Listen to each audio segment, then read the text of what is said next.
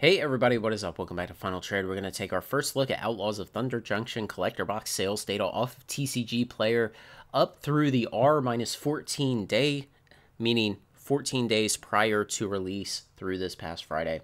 So the whole pre-release period up to that point, it has sold so far 2,570 boxes on TCG Player at a total price of $524,000.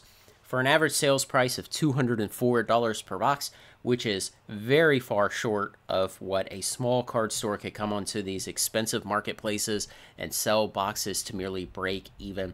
There was a sales event in conjunction with TCG Player this past week where boxes were being sold for $200 each.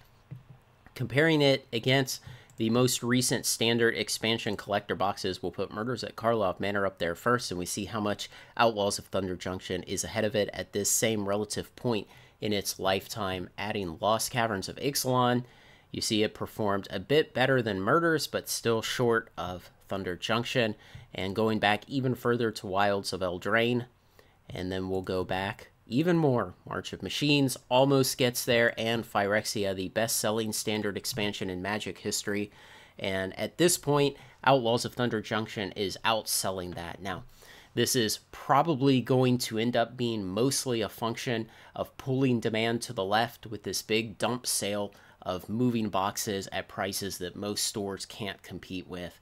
It's very hard to look at a pre-sale at $200 on a standard expansion collector box that has a wholesale price in the 190s and think that that's a bad deal to hedge your bets by going ahead and buying. So I suspect that a lot of demand has been pulled to the left, and that's why the line is so vertical at this point. What will be interesting over the next 2 weeks up to release date is seeing how much this line flattens out and becomes shallower to see if it can still generate a lot of demand on its own, or if in fact that sale just pulled a lot of the buyers who would have bought anyway over to the left on the timeline. Of course, there's very mixed reviews of this set so far. As always, with every single expansion Magic ever releases, there's a crowd of people out there saying that it's underpowered. Of course, just ignore those people.